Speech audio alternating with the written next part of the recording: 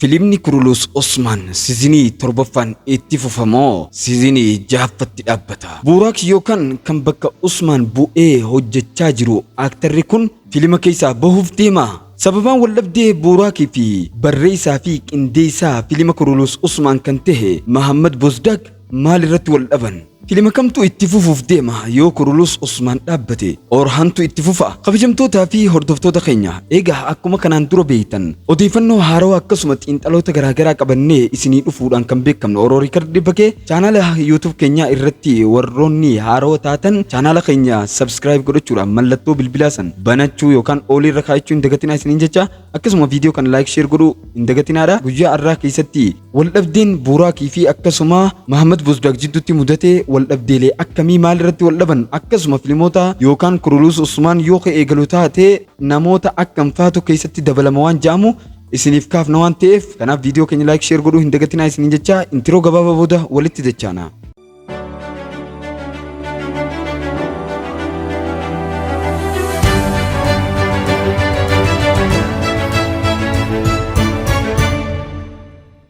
Beeksisoota garaagaraa hojjechiifachuuf akkasuma VIP keenya galmaa'uuf lakkoofsa 9911 irratti dawwaluudhaan nu argachuu dandeessu.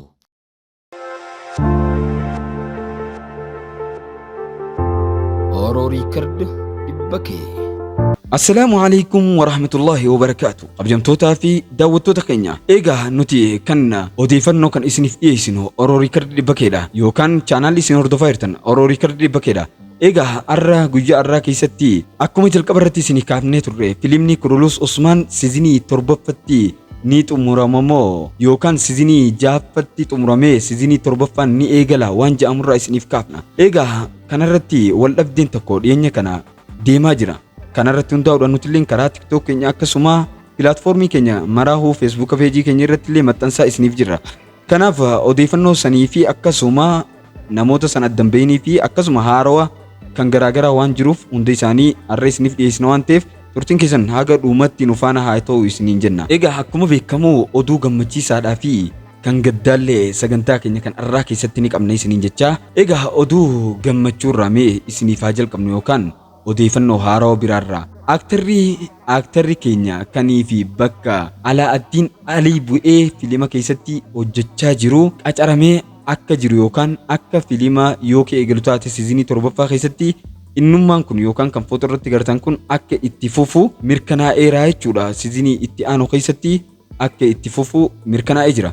Sana booda egaa ammallee taphataa biraa yookaan aktarri biraalleen filima Sultaan Mahammad Fatih keessatti kan beektan Chaandaalli Baashaa kan jedhamu taphataa ta'ee yookaan aktara ta'ee filima Kurulus Osman keessatti qacaramuun isaa ifa ta'eera yookaan ifa ta'eera itti fufaa jechuudha. Yoo filimni kan itti fufu ta'e jechuudha.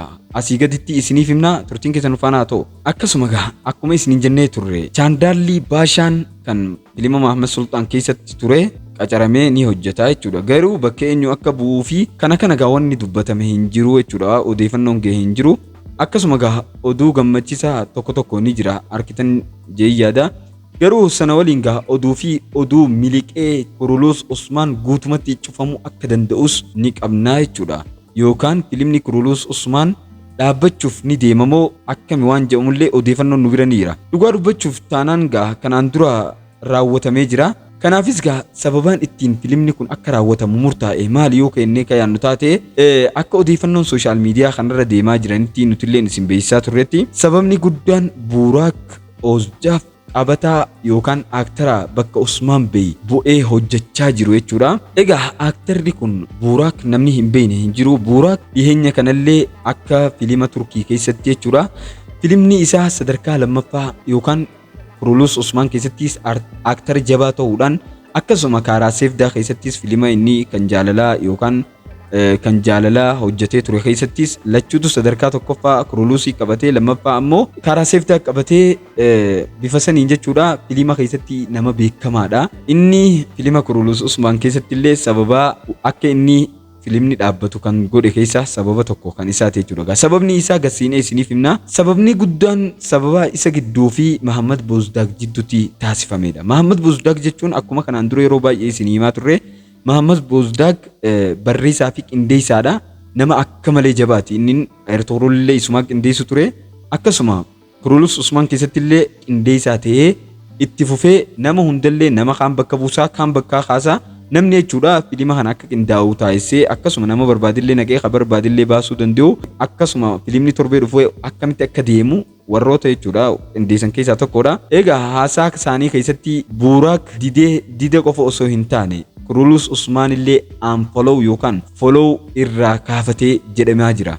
Yookaan Instagram isaanii irratti chaanaalota isaanii hundaa'uu duraan yoo follow godhee jiraate yookaan follow godhee turee jira. Garuu eegas booda unfollowtti deebisee jechuudha. Irraa kaasee jechuudha. Sun maal garsiisa? Aarii garsiisa. Garsiidha isin himna. Akkasuma chaanaalota yookaan fuula Kurulus Usmaan maraahuu Buuraak Ozjaaf unfollow godhanii jiru isaanilleen. Inni irraa kaafannaan isaanilleen irraa kaafatanii jechuudha. Isaan gaa chaanaala tokko qofa odoo hin taane warroonni achi keessa hojjetan martinuu amma fakkeenyaaf chaanaala Kurulus Usmaan jedhamee baname hunda keessatti jechuudha warroonni achi keessa jiran martinuu unfollow isa godhanii jechuudha irraa kaasanii jechuudha. Sababni isaas gaa bara dorgommii torbaffaa ilaalchisee Buuraak gaafii tokko Mahammad Bozdagiif dhiyeessee ture. Gaafii kana keessatti rakkinoota guddaatu uumamee ture sirriitti akka dhageeffattan abdiin qaba. Gaafii kana keessatti waan wallaahi nama hunda dinquudha. Kutaa tokkoffaa irratti maallaqa liiree miliyoona 4 akka naa kafaltan je'anii ture. Siizinii torbaffaa yeroo eegalame kutaa tokkicha guyyaa Khamisaa gallakkifamu liiree miliyoona 4 kaniif jechuudha biyya Turkiiti liireen. Liireen biyya Turkii gaa doolaarri takka toora liiree 33 ta'a. Egaa miliyoona 4 kana yoo 33 khayru taate toora doolaara 100,000 fi 14,285. Egaa kunoo asirratti isiniif maxxansaa gaa akkuma gartan kana. Kanaaf gaa Mahammad Bozdaak kana kennuu dideef waliigaltee kana akka hin goone. Fakkeenyaaf tokko irratti filima Kurulus Usmaan guyyaa Kamisaa tokko liiree miliyoona 4 kan Kamisa dhufuutis liiree miliyoona 4 jechuudha. Liiree miliyoona 4 malee inni hojjedhu jeeni kana gaafii kana dhiyeesseef ture. Mahammad Bozdaak illeen kana akka kafaluu fi hin dandeenye itti himee jira jechuudha. Yookaan kana siif kafaluu hin danda'u jee dideen. Lamaan isaanii gidduutti waliigaltee dhabuun uumamee sanirratti wal dhabdeen uumamee jechuudha. Sana booda gaa Buuraak kana booda qaama Kurulus Usmaan miti jedhamaa jira yookaan Kurulus Usmaan keessatti akka hin hojjannee ja'amaa jira jechuudha sooshaal miidiyaa hundarratti. Kana irratti wanti tokko ifaadha. Yoo Buuraak qaama Kurulus Usmaan hin taane sana booda gaa haala sana keessatti Kurulus Usmaan siizinii torbaffaan hin dhufuu jechuudha. Yookaan yoo aaktarri isaa hin jiraanne akkuma gaa Ertugrul gaafa kaan kuchiisanii nama biraa bakka buusan sana jechuudha. Bifuma sanaan innilleen nama biraa bakka bu'amee Kurulus Usmaan wanni jedhamu hafee achii booddee kan ilmatti deebi'aa jechuudha. Kunis gaa sababa Buuraak maallaqa guddaa gaafateen sana booda Mahammad Bozdaak maallaqa kana hamma sana siif dhiyeessuu hin danda'u jedheenii ture yookaan hin dandeenyu jedhee dubbateenii jira. Liiree miliyoona 4 kan Turkii kutaa tokkoof baay'eedha dhugaa rabbiitti hedduu guddaadha. Kana keessatti waan lama qofa ta'uu danda'a. Tokko oduun bahee kun oduu mirkanaa'aa ta'uu isaati. Mee isinitti haa himu. Garuu oduu mirkanaa'e yeroo tokkotti ofuma isaatiin kan tamsa'u yoo ta'u yeroo tokko immoo taphattoota yookaan hojjettoonni aaktaroonni sanii fi warroonni qindeessan ofii isaaniitiif kana gochuu keessatti ni hirmaatu. Sababni isaas kana gochuu waan barbaadaniif diraamaa sana beeksisuudhaaf yookaan diraamaan akka magaalaa harkatuuf if dura beeksisuudhaaf jecha kana gochuu ni danda'anii jechuudha. Kanaafuu wanti lammaffaan garuu carraan oduu kun akkas ta'uu danda'a. Oduun kun garaagarummaa irraa kan ka'e yookaan wal dhabdeen dhugumaan jidduutti uumamee ta'uu isaa beekamaadha. Garaagarummaan kun dirqama akka hin taane amma fakkeenyaaf fedhii isaatiin hojjeta waan ta'eef saniif jechuudha garaagarummaan kun akka dhugatti jidduutti uumamuu danda'a jechuudha. Iskiriiptii hin qabu. Maaliif jennaan filimni Kurulus Usmaan kan qindaa'e odoo hin taane dhugaa seenaa irratti hundaa'ee fi akkasuma Kurulus Usmaan kan hojjetamu waan ta'eef iskiriiptii hin qabu waan ta'eef kanaaf gaa innilleen guutumatti xumurameera ta'uu danda'a jechuudha. Akkasuma Mahammad Bozdaak filima Kurulus Usmaan Orhaanitti akka inni wal duraa duubaan torbaaniin bifa Orhaan maqaa jedhamuun bakka buufamee amma fakkeenyaaf jalqaba Diirlis Ertugrul jedhee dhufee Diirlis Ertugrul jechuun akkuma kanaan dura isin hime du'aa ka'uu jechuudha. Wanni takka bu'uurarraa ka'uu jechuudha. Eegas booddee deebi'ee inni akka nama du'ee yookaan nama waan hin jirre takkarraa ka'ee tokkooti yookaan akkuma kanaan dura isin ibse sana bakka waan hin jirre takkarraa nama jalqaba nama keessaa dammaqee hojjechuu eegaleeti. Ammoo Kurulus Usmaan jechuun hundeeffama Usmaan jechuudha. Hundeeffamee jira jechuudha. Ammoo Usmaan hundeessu jira jechuudha. Aangoo isaa yookaan mootummaa hundeessu jira jechuudha. Mootummaa abbaan isaa jalqabe san inni hundeessu jira. Achi booda ammoo kanii fi Orhaan illee gaa dhufee maqaan akkanaa tokko itti moggaafamee jechuudha. Eegalamuu danda'a jechuudha. Kanaaf gaa akka wal duraa duubaan deemuuf kana qindeessuu danda'a jechuudha Mahammad Bozdaaq Faan. Akkasuma filima Kurulus Usmaan keessatti Usmaan Bey akka durii agarsiifamee taphattoonni haaraalleen qacaramuu qabu. Fakkeenyaaf Usmaan Bey akkuma eertoorool godhansanitti jechuudha nama dullacha tokko bakka buusanii namoota haarawatti dabalanii itti fufsiisuu danda'u jechuudha.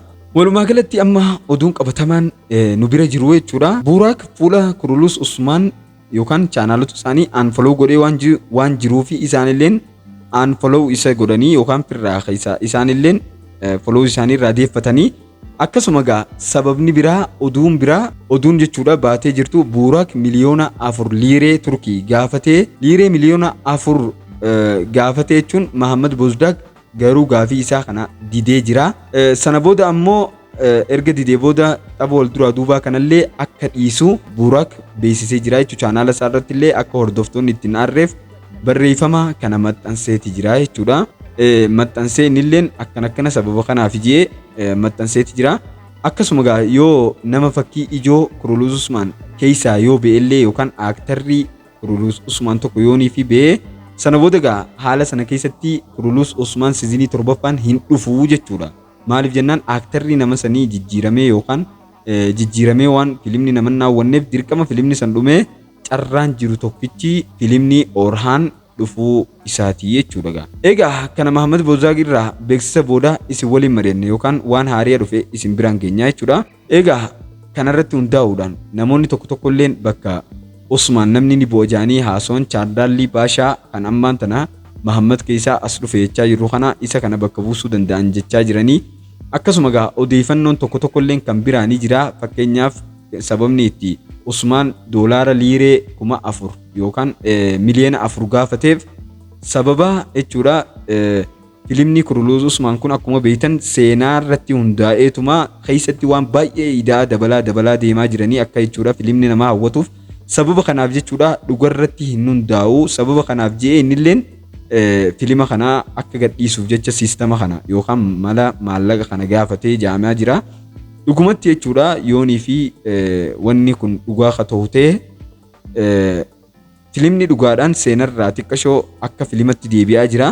Saniif jechuudha gaafatee jechaa jiraniis namoonni biraalleen yaadota garaagaraa gaa namoonni kaasan hedduudha.